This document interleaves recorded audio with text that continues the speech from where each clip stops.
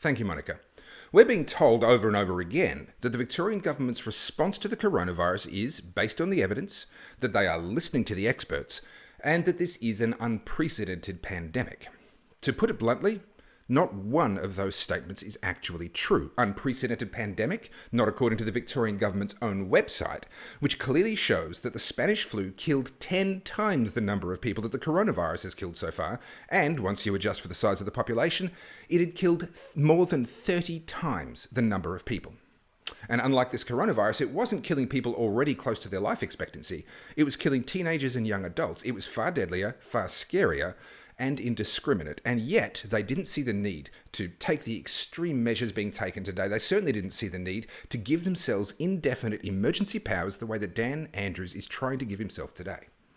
To give one more example, look at the flu. It happens every year and kills 900 to 1,000 Australians, mostly the elderly and the vulnerable. It's interesting to note that flu deaths are extremely low this year. What a coincidence. Of course, it's not a coincidence. The fact is that this coronavirus preys on the same victims that the flu does every year, the very old and the very sick.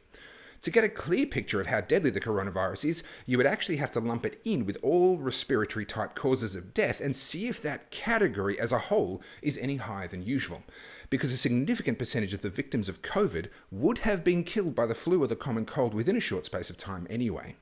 And just in case you think I'm making that up, let's have a look at the data from Sweden. Now, Sweden has been used as proof that not locking down is a disaster.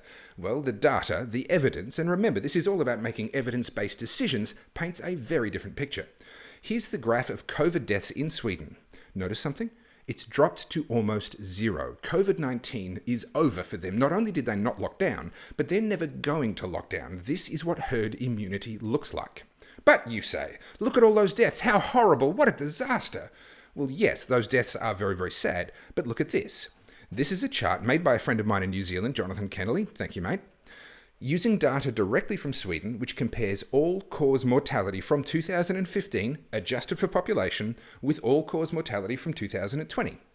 Take a good look. Notice how during their winter, deaths in 2020 were trending below the population-adjusted deaths from 2015. This is because they had a very mild flu season, meaning thousands fewer deaths than you would usually expect. Enter the coronavirus, and you can see the uptick in mortality. It's unmistakable. There is no question that the coronavirus caused people to die in Sweden. But let's see where we end up if we fast forward to today. Once you adjust for population size, more people had died by this time in 2015 than have died so far in 2020. And there was no pandemic in 2015. I'm going to say that again. Adjusted for population, by August 2015, more people had died in Sweden than had died at the same time this year. What do we learn from this? Well, we learned that the coronavirus was, as bad as it was, only because their flu season was so mild. In the end, there is no excess mortality compared to 2015. It's just that those people died from the coronavirus instead of from the flu or the common cold.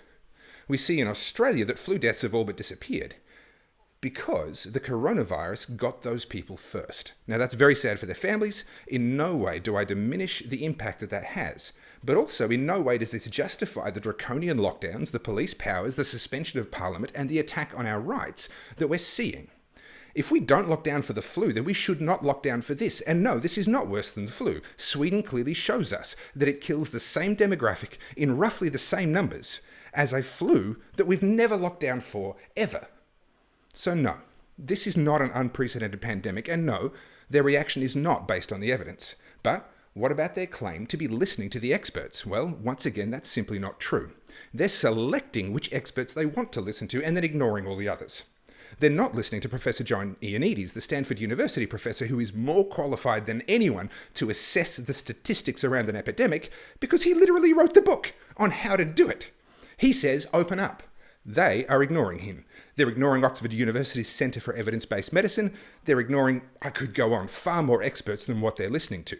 They've selected a small number of experts and turned them into high priests. This isn't about science anymore. This is about having the right doctrine. These high priests, their doctrine does not allow any room for effective treatments. We're seeing experts all over the world coming out in support of hydroxychloroquine, which has now been shown without doubt to reduce mortality amongst the elderly by at least 50% if used early, and maybe by as much as 80%. But those experts are being ignored because they're not the right kind of experts. Same for treatments with ivermectin. We have experts in Australia showing great results. Ignored. Same for treatments using nebulized steroids, which is showing relief from symptoms in just hours and a resulting survival rate of close to 100%. Ignored. The government's hand-picked experts don't want to know about any of that. They're preaching the gospel of lockdowns, face masks, and vaccines, and any expert, no matter how qualified, that isn't preaching the right sermon gets ignored or attacked. This is not about science anymore. And once again, in case you think I'm being too harsh, here's a graph of mortality from Switzerland where they were using hydroxychloroquine with wonderful success until a fraudulent study was published in The Lancet, a medical journal, at which point they stopped using it. Shortly afterwards, their mortality rate skyrocketed, but The Lancet withdrew the study because it was fraudulent, and at that point, Switzerland started using hydroxychloroquine again, and look at what happened to their mortality rate. The evidence is unambiguous. Hydroxychloroquine works. So what did our government do?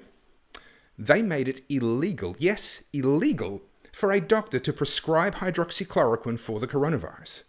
I wish I was making this up. The Victorian government is lying to you. This is not an unprecedented pandemic. They're not listening to the experts, and their response is not based on the evidence. They would rather watch people die than allow them to get access to an effective treatment that would prove them wrong. The evidence says, open up. Allow treatments involving hydroxychloroquine or ivermectin, allow treatment with nebulized steroids to manage symptoms, and let's put this virus behind us. The only way out is through. We can't keep hiding forever. New Zealand proves that. And the evidence says the time to stop hiding is now. Thank you, Monica.